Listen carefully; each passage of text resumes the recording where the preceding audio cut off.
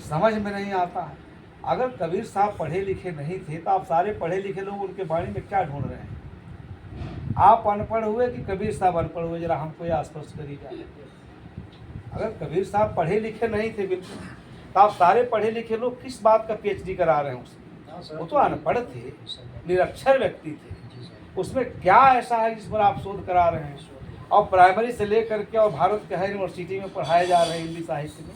हिंदी साहित्य के जगमगाते हुए चमकते हुए सितारा हैं वो इस आभा मंडल में साहित्य जगत के। तो इससे मुझे बहुत दुख है। आप लोगों ने बार बार उनको अनपढ़ कहा।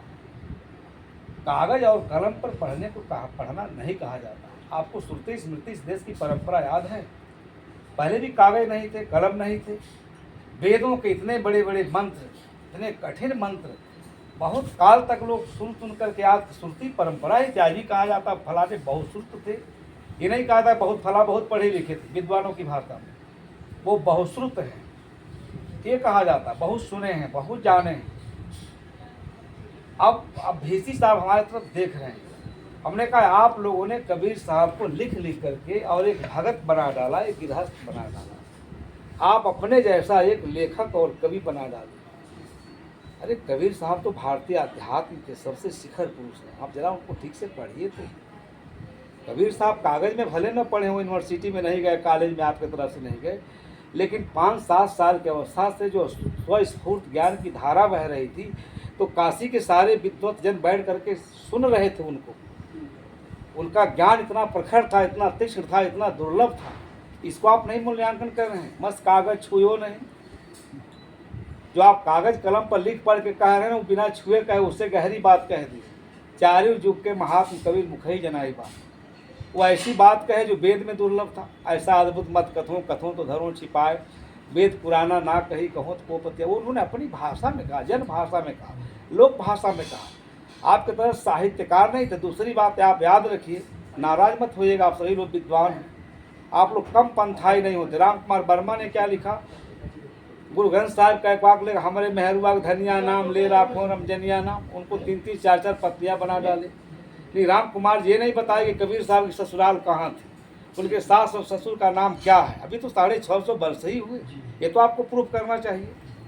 तो कबीर साहब की बात अगर वास्तव में आप समझना चाहते हैं तो विद्वता पांडित से नहीं समझ सकते।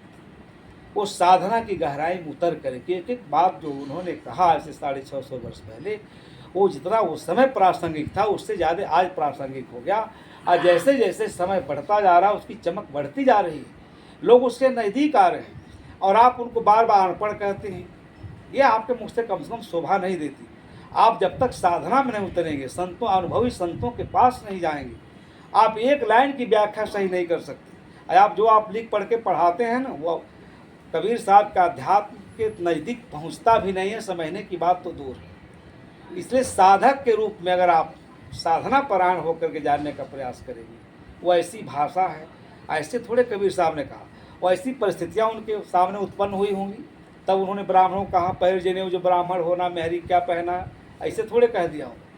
एक है त्वचा हाड़ मन मुद्रा, एक रुधिर एक बूंदा, एक बुंद से सृष्टि रची है, को ब्राह्मण को शूद्रा। वो प्रकृति के शाश्वत नियमों की व्याख्या कर रहे थे, और इसीलिए किसी ब्राह्मण या किसी वैदिक विद्वान के मुख में दांत नहीं था कि उनका प्रतिकार कर सके उस काल में। तो आप इसको साधारण बात समझते हैं।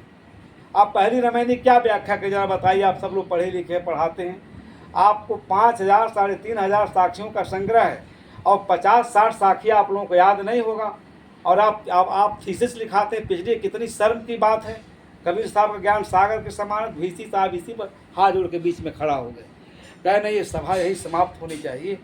और कबीर साहब को समझने के लिए बगैर संतों, बगैर मठों में गए और बगैर जो रात दिन उनको पढ़ रहे थे। हम कहे आप तो यूनिवर्सिटी में पढ़ाते हैं, डिग्री ले लिए हैं, आज जो संत रात दिन कबीर साहब को पढ़ रहा है, वो अपने को कह रहा है करी तो अभी क्या पता कितना बार पढ़ेंगे तो हमारे समझ में आए, और आप यहाँ बैठ के व्याख्या कर रहे हैं। तो आप कबीर साहब को मिटा रहे हैं, कबीर साहब को जीवित नहीं रख रहे हैं। कबीर साहब को समझना तो आप मठों में जाइए, जो उनके संस्कृति परंपरा, उनके आध्यात्मिक चेतना है, उस चेतना को जगा करके लेके चल रहे हैं, उनके पास आप जाए तब आप समझ पाएंगे। आप लोग जो बार बार कहते हैं कबीर पढ़े लिखे नहीं थे, पढ़ने लिखने को क्या क्या मानते? उस समय यूनिवर्सिटी था, कॉलेज था, सदगुरु कबीर साहब काशी के विद्वानों से रात दिन उनमें वो डूबे हुए थे। उनके पास कान था, मन थी, इंद्रियां थी। अगर आप पूरी भारतीय परंपरा को नहीं पढ़ेंगे, जो उपनिषदों को नहीं जानता, वेदों को नहीं जानता और स्मृति ग्रंथों को नहीं जानता, श्री गृह सूत्र, सौ सप्त, इस सारे ग्रंथों का जो अवलोकन विलोकन नहीं किया, सांगोपांग अध्ययन नहीं किया है, वो कबीर साहब की बातों की व्याख्या नहीं कर सकता। सब जगह उन्होंने प्रश्न खड़ा किया है। मैं तुम्हें पूछूं, पंडित जाना हृदय ग्रहण लाभ क्यों करें? क्या सामान्य आदमी, रोड छाप आदमी से बात कर रहे थे काशी में बैठ कर, या आप उनको अनपढ़ कह रहे हैं? तो VC साहब हाथ जोड़ के खड़ा हुए, कहे नहीं, सभा ही समाप्त होती है। हमने कहा अभी भी अगर आप लोग समय लेते, अयोध्या भी मैंने बात कहा था मन से, अगर आप लोग समय लिए होते कबीर साहब को ठीक से, तो समाज का ज़्यादा भला होता। आप लोग खुद नहीं समझे हैं। ये सारे साहित्यकार इतना लिखते गए, राम कुमार वर्मा से लेकर हजारी प्रसाद द्विवेदी ने तो कुछ बुद्धिमत्ता का परिचय दिया। आचार्य रामचंद्र शुक्ल ने क्या लिखा कबीर साहब के बारे में, कितना घृण दृष्टिकोण अपनाया है। तो पहले आप लोग सब लोग खुले मन से, कबीर साहब का विचार बिल्कुल खुला विचार है। वो प्रकृति के शाश्वत नियमों की व्याख्या करते हैं। धर्म क्या उनके दृष्टि में, पहले उसको आप समझिए। उनके दृष्टि में अध्यात्म क्या उसको समझिए, क्योंकि वो साधारण थिंकर नहीं है, वो बहुत बड़े ग्रेट फिलासफर हैं, जिसमें समाज भी है, धर्म भी है, अध्यात्म भी है, मानवीय गरिमा है, मानवीय मूल्य है। आज इसका जो है कि भारत में क्या हुआ था, धर्म के क्षेत्र में इतना पतन हुआ था, उसको देख करके कबीर साहब की आत्मा चित्कार हो उठी। अब बाड़ी तो सुनिए, वो किसी को बखस रहे हैं, चाहे पंडित हो चाहे मुल्ला हो। पानी बूझ पियो तुम पानी, जे मटिया के घर में बैठे तामस समान। मुसलमानों को छूते हैं काजी, कौन किते बखानी, झंकत बखत रहो निस्वासर, एक मत ये कौन नहीं जाने। इस्लाम भी अपने चरम पर था, इस्लाम का आधिपत्य था, उसके खिलाफ बोलना क्या मौत को निमंत्रण देना था। काशी में ब्राह्मणों के खिलाफ बोलना, जिंदा जला दिए गए होते कबीर साहब राजाश्रय नहीं प्राप्त हुआ होता तो। गुरु रविदास का कुछ नहीं बचा, अन्य लोगों का कुछ नहीं बचा। आज आप नहीं बोल सकते जिस भाषा में कबीर साहब ने बोला है, क्योंकि वो सत्य के महान पुजारी थे और मानवीय गरिमा और गौरव उनको जो है व्यक्ति की अपेक्षा, जो समाज की अपेक्षा एक एक व्यक्ति की गरिमा कैसे सुनिश्चित, यहाँ एक जो मनुष्य है इस देश में, भारत में, वो कैसे गरिमापूर्ण जीवन जिएगा, क्योंकि मनुष्यता के साथ सबसे घृणित अपराध धार्मिकों ने ही किया इस देश में। तो इसलिए समाज का भी उनको चिंता है, धर्म की भी चिंता है, धर्म की मर्यादा की भी चिंता है, और आध्यात्मिक मूल्यों को इस तरह से रखते हैं कि चाहे वो वैदिक विद्वान हो, सनातन धर्म का कोई विद्वान हो, सब उसका बहुत आदर करता है, सम्मान करता है। तब वो काशी जैसे जगह पर रह करके सबको संदेश सुनाने में सफल रहे। तो हमने देखा, हम लोग खुद जाकर के, कि कबीर साहब के साथ इस देश में विद्वान से लेकर के, विद्वानों को छोड़िए, आप जो कबीर पंथी कहलाते हैं उन लोगों ने अन्याय किया। अब कोई लोग कबीर साहब का अवतार मानते, हम ही कबीर साहब के रूप में आ गए। जय गुरुदेव की परंपरा लोग कहते हैं जय गुरुदेव जी तो मरे ही नहीं, हम जय गुरुदेव के रूप में जन्म ले लिए हैं। तो ये इस देश की नियति रही है। अवतारवाद का इतना तीव्र खंडन कबीर साहब ने किया। आप 8 बीजक पढ़ करके, संतों आवे जाए सुमाया है, प्रतिपाल काल नहीं वाके, ना कहूँ गया ना आया। हम तो ये बात अयोध्या में भी कहे थे, इस देश का जो घोर पतन हुआ अवतारवाद के कारण हुआ। अब भारत के प्राचीन ग्रंथों में कहीं अवतारवाद की गंध तक नहीं है, वेदों में, उपनिषदों तक में। तो कबीर साहब की भाषा तो उपनिषदों से मिलती है बीजक पढ़ने के बाद। इस देश के लोग आत्मोपासी थे, व्यक्ति पूजा इस देश में कभी नहीं, व्यक्ति केंद्रित उपासना इस देश में कभी रही ही नहीं। व्यक्ति केंद्रित उपासना तो इस्लाम में रहा है, अन्य धर्मों में रहा है। अब ये लोग आप पूछते हैं कि यहाँ अवतारवाद आया क्यों, तो बौद्धों जैनों के प्रतिक्रिया में ब्राह्मणों ने अवतारवाद लेकर के आया।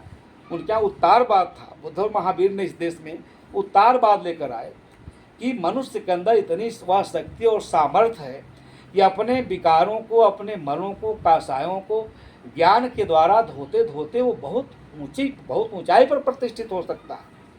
तो जो जाग से उबी हुई जनता थी, मूक पशुओं की बलि दी जाती थी, नृशंस हत्या की जाती थी, और कहीं इसको करके अपने लिए सुख की कामना की जाती थी।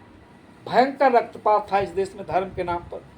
धर्म करे जहाँ जीव बधत वहाँ कर्म करे मेरे भाई, जो तोहरा को ब्राह्मण कहिए तो काको कहिए कसाई।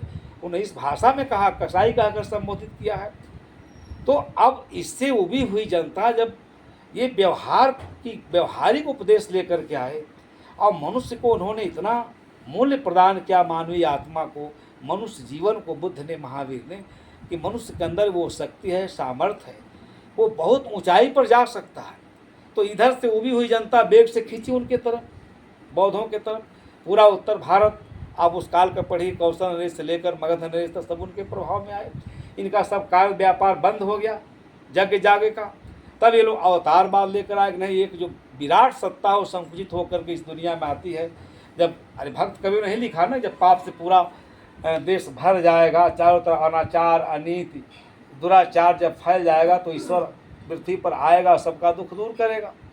ये सारी बातों को कबीर, सदगुरु कबीर साहब ने बड़ी गंभीरता से लिया अपने चिंतन, और लोगों को खरा खोटा बहुत अपनी भाषा में सुनाया। संतों आवे जाए, माइक लोगों को जो जन्मते हैं, मरते हैं, सांसारिक भोग वैभव सुख के लिए लड़ाई करते हैं, झगड़ा करते हैं, रक्तपात करते हैं, इनको आप भगवान कहते हो, मंदिर बनाते हो, क्या वे यहाँ हैं? ये अपना उद्धार खुद नहीं कर सके। हाँ, उन्होंने संतों को, गुरुओं को समुद्धार करता माना सदगुरु। इसलिए मध्य काल में भी सदगुरु कबीर साहब के प्रति लोगों में अपार श्रद्धा। वहाँ सारी चीज़ें टूट गईं, जात की बाधा, ऊंच नीच की बाधा, व्यवहार की बाधा। ये बड़े बड़े संभ्रांत लोग उनके सानिध्य में आए। जागू साहब से लेकर के आप सुप्त गोपाल साहब को ले लीजिए, रीमा नरेश को ले लीजिए, काशी नरेश को ले लीजिए, तो क्या उनका व्यक्तित्व इतना छोटा था? हाँ, ये जरूर है, उनका आंदोलन उस रूप में आगे नहीं बढ़ सका, वैसा नेतृत्व नहीं मिला कबीर साहब को। इसलिए ये पंथ समाज खुद विभाजित हो गया, आपस में ही ये लोगों का अलग अलग मत हो गया कबीर साहब को लेकर, उनके संदेश को लेकर। तो ये सारी बातें हैं। और इसलिए इसी जैसे आपने कहा कि वहाँ प्रधानमंत्री जी गए, प्रधानमंत्री जी को नहीं पता है कि कबीर साहब की साधना पीठ, कबीर चौराहे जागू पीठ नहीं तो कबीर साहब की साधना पीठ तो है वहाँ। वहाँ नहीं गए कबीर साहब, कभी जाते 9 घंटा शंकर जी की पूजा करते हैं, पूरा दुनिया देखते, वीडियो कैमरा लगा हुआ, ब्राह्मणों से मंत्रोच्चार के बीच वो पत्थर के ऊपर चढ़ाते हैं, क्योंकि दुनिया देखे उनको वोट मिलेगा। कबीर साहब के यहाँ तो जाने की हिम्मत नहीं उठाए। मगहर में इसलिए गए, अब मगहर गए तो जोगी ले गए ना कि वहाँ जो मध्य वर्गीय लोग रहते हैं और सब कबीर साहब को मानते। कबीर साहब कोई ठाकुर ब्राह्मण थोड़े मानता, दलित समाज के लोग मानते हैं, ओबीसी के समाज के लोग मानते हैं, वही बसे हुए हैं वहाँ। तो गए वहाँ ये दिखाने के लिए हम कबीर साहब के बहुत बड़े सेवक हैं, इनके दरवाजे पर मत्था टेकने आए हैं। तो जहाँ वोट की बात हो, जहाँ जनता हो, जहाँ भीड़ हो, वहाँ वो जा सकते हैं। तो ये बात हम लोगों की चली जहाँ वो प्रधानमंत्री जी गए थे। तो ये वहीं के लोग हैं जो सदाफल देव ने एक अपना चलाया, व्यवस्था दिया। आप उनको छोड़िए, राधा स्वामी संप्रदाय आपके सामने है, और भी छोटी मोटी परंपराएं हैं जिन लोगों ने बहुत समाज में, आज इनके पास करोड़ों लोग हैं, यही इनकी उपलब्धि है। उनके चिंतन में क्या है, उनके चिंतन से समाज का कितना हित है। वो कबीर साहब का नाम तो लेते हैं, लेकिन कबीर साहब को, सदगुरु कबीर साहब को कितना समझ पाए हैं, कितना कबीर साहब को नाम लेकर अपने सदगुरु बन बैठे। कबीर साहब को तो बहुत पीछे छोड़ दिया इन लोगों ने। हम ही सदगुरु हैं, हमारा ही दर्शन करिए, आपका सब पाप कट जाएगा, मोक्ष हो जाएगा। तो ये कबीर साहब का चिंतन नहीं है। उन्होंने कहा कि मोक्ष आपका अधिकार है, ये रास्ता बताया। ये बहुत पवित्र दृष्टिकोण है, साधारण दृष्टिकोण नहीं है। सारे लोगों ने अपने पास आपके मुक्ति का अधिकार रखा, आपके मोक्ष का अधिकार रखा, पवित्र करने का अधिकार रखा। कबीर साहब ने कहा नहीं, ये अधिकार आपके पास है, केवल अपने को ठीक से जानने समझने की आवश्यकता। पूरे चिंतन में, पूरे बीजक में ये सर्वविदित तथ्य है, सबको जानना चाहिए, पढ़ना चाहिए। कहीं कोई बता दे कि बीजक उन्होंने कहा कि हमारा कोई बहुत बड़ा परमात्मा, उसके लिए मैं मंत्र बताता हूँ, तंत्र बताता हूँ, योग बताता हूँ, पूजा पाठ बताता हूँ, उपासना बताता हूँ। उनको तीन चीज इतना खराब था इस देश में, समाज, धर्म और अध्यात्म, और तीनों को इतना खुला विचार उन्होंने दिया। पूरे भारत के चिंतक कांप उठे, थर्रा उठे उसको सुनकर। वो एकदम वैज्ञानिक दृष्टिकोण है, पैनी दृष्टिकोण है, कोई इफबट वाली उसमें कोई बात ही नहीं है। कोई उसको चुनौती देख सकता है कबीर साहब ने ऐसा क्यों कहा। ये सब बातें, ये तो समझिए कबीर पंथ की सबसे बड़ी उपलब्धि है, इस रूप में मानना चाहिए। हाँ चले, हम तो अपनी ही बात कहते रह गए, आप लोग कुछ बात रखें जो मेरी समझ है, मैं जो जान पाया हूँ ऐसा आपको बताया। ये उसका हिस्ट्री है, वो इसका इतिहास है। आपको बहुत धन्यवाद, जानकारी बहुत मिली। आप काशी में आए, आपका स्वागत है। लेकिन ये जो लोग कबीर साहब का झंडा लेके घूम रहे हैं, अगर ये सदगुरु कबीर साहब को समझते तो आज जो अंधविश्वास है समाज में, ढोंग है, पाखंड है, आडंबर है, जिसके खिलाफ उनका मूवमेंट था, आंदोलन था, आप फिर वही उनके नाम, उनको भी आप नहीं बखस रहे हैं, उनके नाम पर भी ढोंग पाखंड आडंबर फैला रहे हैं। कबीर साहब कहीं एड्स की दवा बना रहे थे बैठ करके, कैंसर का अस्पताल खोल रहे थे। उन्होंने कहा कि दुख तुम्हारा क्या है? एक तो दुख प्रारब्ध मानिए।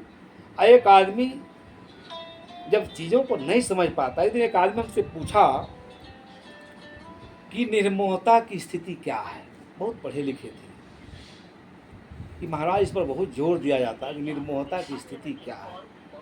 हम देखते हैं जो रात दिन निर्मोही होने का दावा करता है वो सबसे ज़्यादा मोह माया में डूबा हुआ है, सिर से पैर तक। बिल्कुल सही। उसका प्रश्न जो है इतना यथार्थ था।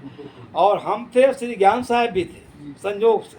हाँ, ये छत्तीसगढ़ की बात है, पिपरिया से आगे हम लोग कमरे में बैठे थे कि महाराज निर्मोहता की स्थिति क्या है। हम कहे शायद मैं कहूँ तो आप विश्वास न करें। कहे नहीं, आप कहें, मैं आपके मुख से सुनना चाहता हूँ, आप प्रवचन करके कमरे में आए हैं, हम सोचे मंच पर नहीं पूछ सकते। तो साहब जी मुस्कुराने लगे, कहे कि आप ही कुछ कहिए। दोनों लोग बैठे थे, हम लोग पास में बैठे थे। हमने कहा देखिए, निर्मोहता कहने से नहीं होगा। सदगुरु कबीर साहब ने कहा कि ये उनकी साखी साईं सेती ने, निर्वैरी निर्मोही साईं सेती ने, अब विशेष हो न्यारा रहे संतन की गति। एक एक शब्द है उसमें ज्ञान की अगाध राशि है, ऐसे नहीं समझ पाएंगे। अब सीधे साधे भाषा में आपसे निर्मोहता क्या है? वस्तु विचार निर्मोहता है। किसी चीज़ को ठीक से सोचना शुरू करें, किसी को न सोचें, अपने शरीर को ही सोचें कि पहले कैसे बनी।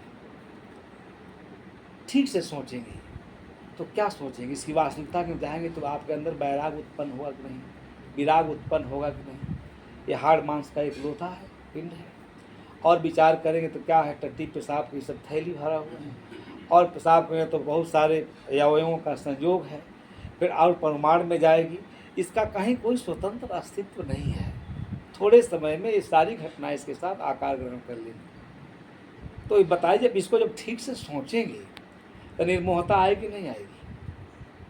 वस्तु विचार न करने के कारण ही आदमी को मोह उत्पन्न होता है। जीवन के वास्तविकता को जब वो नहीं समझता है तो मोह उत्पन्न होता है। जैसे हमारी शरीर है, बुद्ध ने इसको 32 कुरूपताओं का लक्षण कहा कि जो 32 कुरूपताओं को देखता है इसमें मोह उत्पन्न हो ही नहीं सकता, अनासक्ति स्वयं उत्पन्न हो जाएगी। तो निर्मोहता की स्थिति है कि विचार, वस्तु विचार का फल है। किसी चीज़ को लें, शरीर को लें, सुख वैभव को लें, विलास की वस्तुओं को लें, उसमें कहाँ सुख चैन है, कहाँ वास्तविकता है, कितने दिन, इस सब क्षणिक, इसके क्षणिकता का बोध होता है। और जब इसमें निरंतर इस विचार में रहेंगे तब वो निर्मोहता की स्थिति आएगी। केवल आज हम बता देंगे और आप सत्संग सुन लेंगे, इससे नहीं आएगी। उस वैराग्य वीथिका में आपको विचरण करने पड़ेगा, उसकी वास्तविकता को आपको देखना पड़ेगा निरंतर। जो देखता है, ये कबीर साहब के चिंतन की थाती है। ये नहीं कि उपदेश दे दिए, आप कह दिए, प्रवचन कर लिए, हम सुन लिए, उसी में जीना है, तब वो स्थिति आएगी। अब आज का आदमी तो सस्ते में चाहता मुक्त हो जाए, कोई बाबा हमको टिकट काट के दे दे, स्वर्ग का सीट सुरक्षित करा दे, बिल्कुल यहाँ चाहे हम जितना पाप किए हों सारा धन हमसे दान करा ले, लेकिन हमारी सीट वहाँ सुरक्षित रहनी चाहिए। अब बताइए इसके लिए क्या व्यवस्था है, कहाँ सीट सुरक्षित है, कौन आपका करा देगा? असली काम तो ये करना है। निर्मोहता की स्थिति यह अध्यात्म की ऊंचाई है, जो आपके करने से होगा, आपके समझ से होगा, आपके बूझ से होगा। यह एक कठिन तपस्या है, तप है, साधन है, साधारण बात नहीं है। निर्विचार अवस्था कैसे आएगी, निर्मोहता कैसे आएगी, असंगता कैसे आएगी? तो वस्तु विचार जब आप करेंगे, गहराई से करेंगे, सोचेंगे। अब बताइए कि लड़का पढ़ता लिखता है, वो समाज का सबसे बड़ा पोस्ट प्राप्त करता IAS होता है। IAS बनने के बाद वो भ्रष्टाचार में सिर से पैर तक उसी में डूब जाता है, जीवन भर उसी में जीता है, और बुढ़ापे में उसके पास पश्चाताप के सिवाय कुछ भी नहीं बचता है। सबके सब विमुक्त, ये स्वाभाविक विमुक्त तो होने ही। कोई आपका अगर बहुत पत्नी आपसे प्रेम करती तो वही बहुत दिन तक थोड़े आपके साथ रहेगी, एक दिन वो अलग होगी, आप अलविदा कहेंगे, वो आपको अलविदा कहेगी। जब आप अपने शरीर को अलविदा कह देंगे तो वास्तविकता को समझना होगा, और इसके बिना जीवन में वास्तविक सुख चैन के दर्शन नहीं हो सकते। अगर भौतिक वस्तुओं से सुख मिला होता तो जीवन में इतना दुख कैसे होता, बेचैनी कैसे होती? सब तो मिला है, लेकिन फिर भी आदमी अभाव, गृह शब्द की व्याख्या लोग कर रहे थे। गृह में जो, ये बात नहीं है। गृहस्थ का मतलब होता है, वो सभी गृहस्थ हैं कि जो हमेशा अभाव का जीवन जिए, जिसकी इच्छाओं वासनाओं की कभी पूर्ति हो ही नहीं सके, वो सब गृहस्थ हैं। ये बताए किसकी? प्रागैतिहासिक काल की व्याख्या, उपनिषद काल की व्याख्या। हम जानते हैं कि भौतिक वस्तुओं में कहीं तृप्ति नहीं है।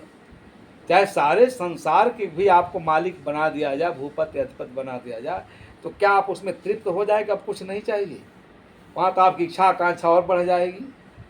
तो ये समझना होगा ना कि नहीं, संसार में कहीं संतृप्त होने का कोई साधन ही नहीं है। कहाँ तक जाएंगे, कहाँ तक ढूंढेंगे? तो विचार का फल है निर्मोहता। जब तक आप स्वयं विचार नहीं करेंगे, चाहे जितना सत्संग सुनिए, जितना सत्संग सुनाइए, जब तक आप स्वयं उसमें नहीं जिएंगे तो आप खुद नहीं हो पाएंगे। इसलिए बहुत कथावाचकों को देखा जाता है, सबके पीछे जो दुर्गंध की थैली है, जब उसका कच्चा चिट्ठा खोला, सब नाक भाव सिकोड़ के लोग भाग रहे हैं। स्टेशनों पर हम लोग गाली सुनते हैं, आसाराम की करतूत का लोग देखते हैं, अरे सब साधु नालायक है। अब उससे पूछे कि आसाराम को किसने आसाराम बनाया? यहाँ धार्मिकता अपने नहीं खाएगा, आदमी जाकर मंदिर में दे आएगा, आसाराम जी को दे आएगा, रामपाल जी को दे आ पाएगा, क्योंकि सतलोक की सीढ़ी बना रहे हैं, वहाँ उसको उसी बैठ करके जाना है सतलोक में। जब उसके पास इतनी अकल नहीं कि सतलोक कहाँ है, कौन आपको सतलोक में पहुँचता। और सतलोक एक अवधारणा, एक कॉन्सेप्ट है।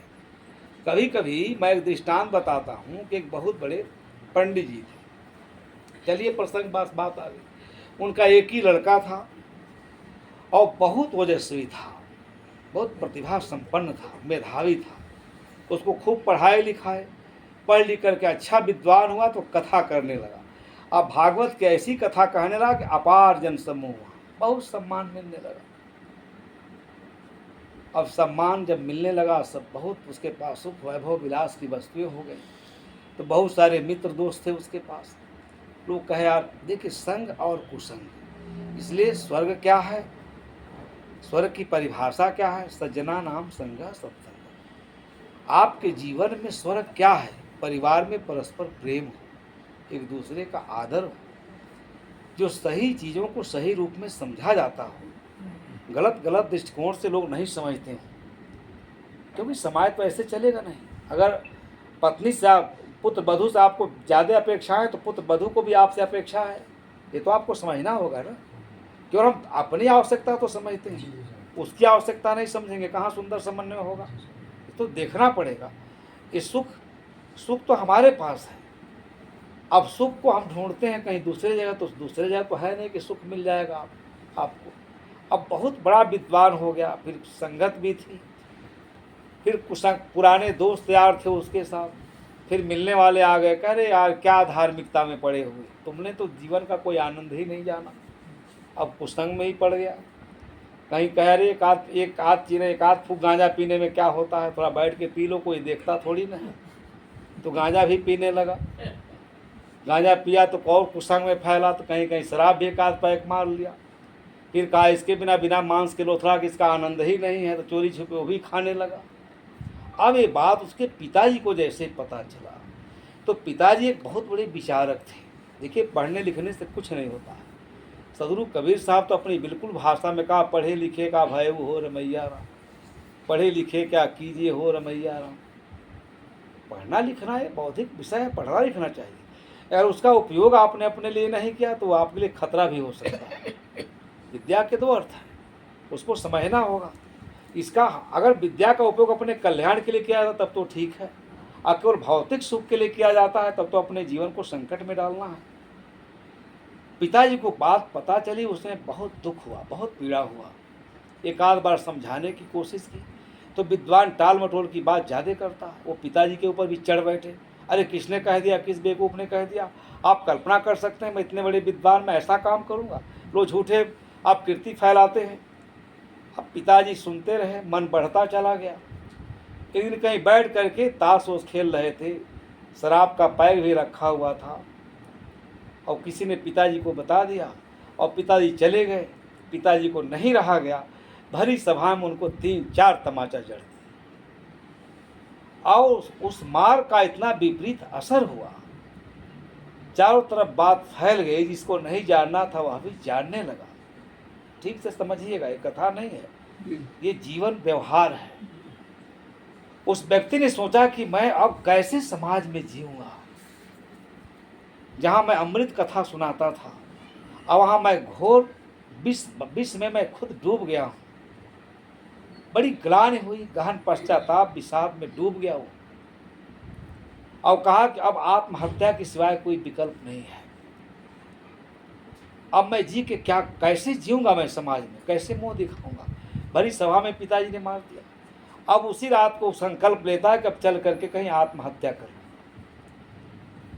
अब वह निकल पड़ता है, जा रहा था। चांदनी रात है, पूर्णिमा की रात, तथागत जीवन बुद्ध के जीवन का उल्लेख है। वहाँ उनके साधक साधना कर रहे थे, विपස්සना कर रहे थे। देखा है 12 बजे रात्रि में एक युवा दीप्त गौर वर्ण, इतना सुंदर शालीन विनम्र, ये जा कहाँ रहा, इसके चेहरे पर इतना दुख का भाव क्यों है। उसका बाँह पकड़ लेते हैं तथागत स्वयं पकड़े, कहे बेटा सारी दुनिया सो रही हो, तुम कहाँ जा रहे हो। उन्होंने कहा कि मैंने ऐसी कृतज्ञता की है, मैं उसे बताने में भी शर्म आ रही है। मेरे सामने मैंने मृत्यु का वर्ण किया है, मरने के सिवाय कोई विकल्प नहीं, मैं मरने जा रहा हूँ। बुद्ध ने बहुत समझाने की कोशिश की, इतना सुंदर जीवन, सृष्टि प्रवाह का अन्यतम जीवन, ये किसके लिए, मोक्ष के लिए वरदान स्वरूप है, सारे दुखों से आत्यांतिक निवृत्ति के लिए है, ज्ञान का खजाना है। और ऐसा सुंदर जीवन पाकर इसको तुम मृत्यु के मुख में ले जा रहे हो, क्या मतलब है, बताओ तो। तब उसने कहा कि नहीं, मैं बताऊंगा नहीं, मैं इतना लज्जित हूँ, कलंकित कार्य किया हूँ, मैं विद्वान हूँ, पंडित हूँ, सारे धर्मशास्त्रों का ज्ञाता हूँ, लेकिन मुझसे ऐसी गलती हुई है कि मेरे सामने मौत के सिवाय कोई विकल्प नहीं है। बुद्ध ने कहा ठीक है, मर जा तू जा, लेकिन मरने के पहले मैं तुमको एक कुछ चीज़ बताता हूँ, वो करके फिर मरना, मैं नहीं रोकूंगा। जाओ, तुमने चुन लिया तो चुन लिया। तब तक कुछ ना कुछ तो क्रोध, आधा घंटा 1 घंटा में कुछ परिवर्तन आया। उनकी विनम्र वाणी उसके अंतस्थल को छूने लगी। बिल्कुल दिन वाणी में कहते थे कि बेटा ये इतना सुंदर जीवन, आदर्श जीवन, जिसके लिए सारे दुनिया के प्राणी तरसते हैं, और जीवन को तुम ऐसी कौन सी घटना घट गई है, कौन सा ऐसा कुकृत्य कर दिए हो जो तुम मौत को वर्ण कर रहे हो। मृत्यु पर विजय प्राप्त करने का ये जीवन है, अमरता का जीवन है, ये कहाँ लेके जा रहे हो, क्या हो गया।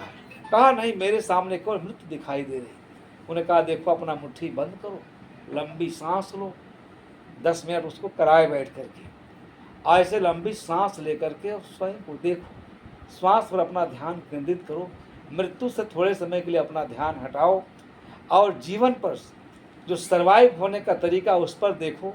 बड़ी विनम्र वाणी में कहे, 10 मिनट होते हो, आधा घंटा होते हो, जो उसका क्रोध का पारा था सब नीचे जाने लगा। बैठ के देखा, कहे अब जाओ, तो थोड़ी देर करके फिर मर जाना, मरना तो वही है, हमको भी मरना है, तुमको भी मरना है, सारे संसार को मरना है, लेकिन मरने का तरीका होना चाहिए। मृत्यु के पहले इस जीवन से जो अमरता प्राप्त कर ले, उसी का जन्म पाना सार्थक है।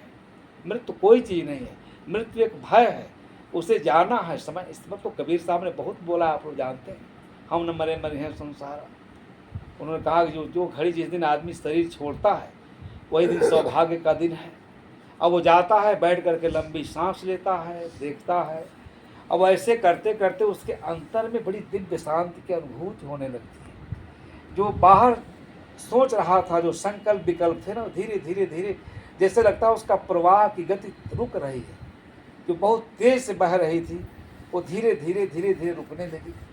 फिर एक क्षण को हुआ, कहा कि अब तो मरने के लिए यहाँ आए थे, पहाड़ पर चढ़ जाता है, राजगिरी के गिद्धकूट पर्वत पर, फिर सोचा कूद के मर जाए, लेकिन इतनी देर में ये साधना करने में 1 घंटा में उसको एक दिव्य जगत का अनुभव हुआ। अपने अंदर एक विराट संसार का दर्शन किया और सारा क्रोध गायब हो गया। फिर सोचता है कि मैं 1 घंटा किया तो इतनी दिव्य शांति हुई, तो मैं मर जाऊंगा, इसमें तो बहुत कुछ संदेश निहित है।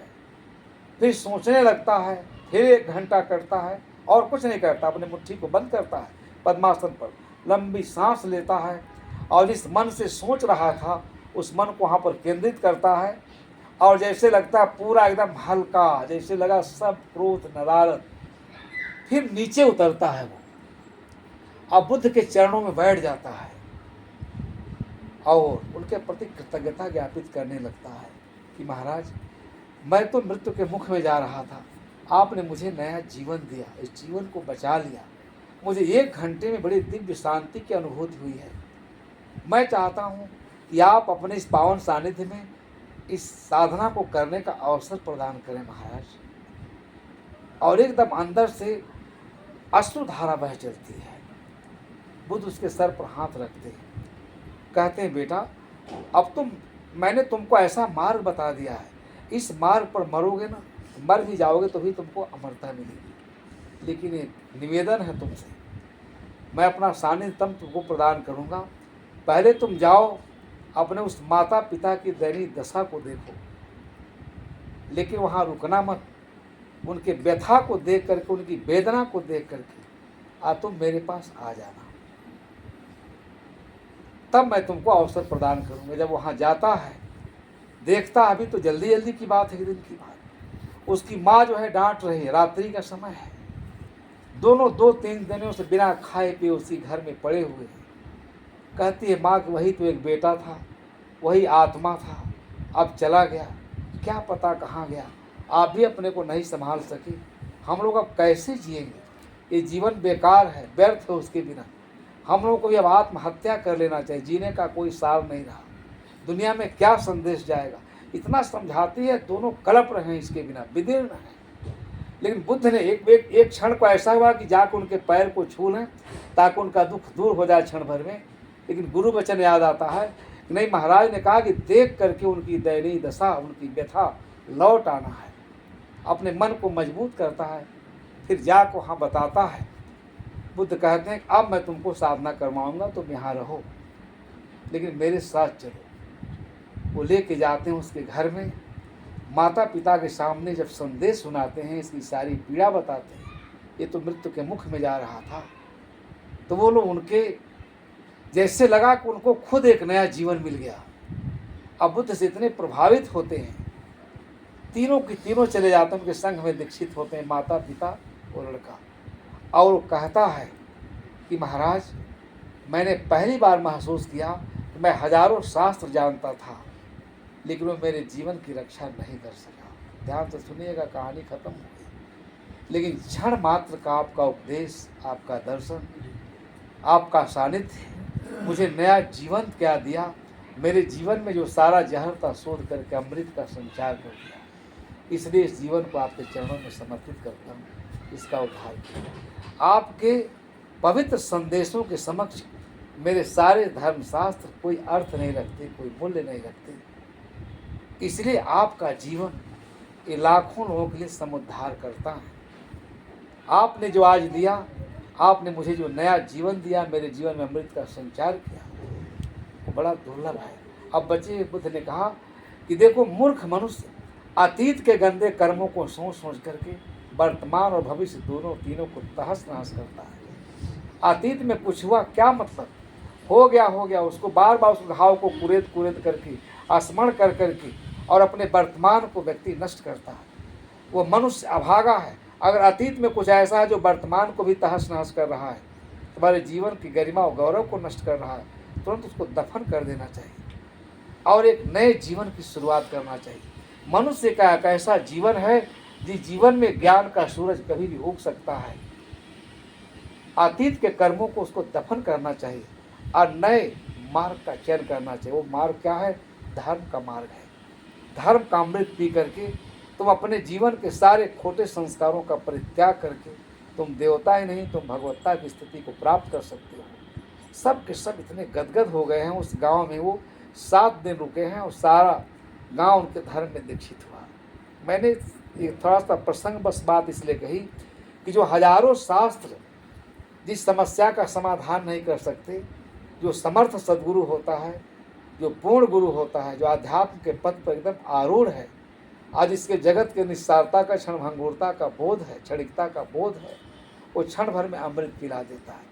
और ये काम आप देखेंगे तो संपूर्ण चिंतन में सद्गुरु कबीर साहब ने किया। इसीलिए उस काल के बड़े बड़े लोग उनके सानिध्य में आए।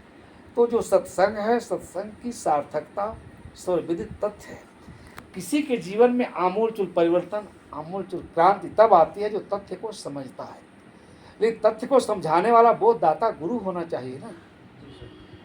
आज जो ये धर्मों की दुर्दशा आप देख रहे हैं, एक चीज़ और, एक विनम्र निवेदन अनुरोध, मेरे पास समय का अभाव है। देखिए ड्राइवर शायद घबरा रहा होगा और विषय है कि सब कुछ चलता रहता है, शाम हो जाएगी। ज्ञान की गंगा में कई नहा बार रहे हैं तो बहुत नाराज, एक बार एक ड्राइवर आया था तो बहुत, कहीं हम लोग रुक जाते तो बहुत नाराज हुआ। शायद 5 मिनट का आशीर्वाद और चाहूँगा आपका, सिर्फ 5 मिनट।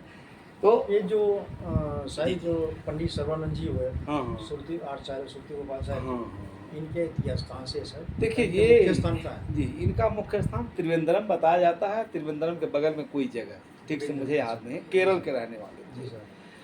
तो इनके बारे में ये जो किंवदंती है, कोई लिखा इतिहास तो नहीं मिलता, अच्छा। लेकिन कबीर चौरा मठ के में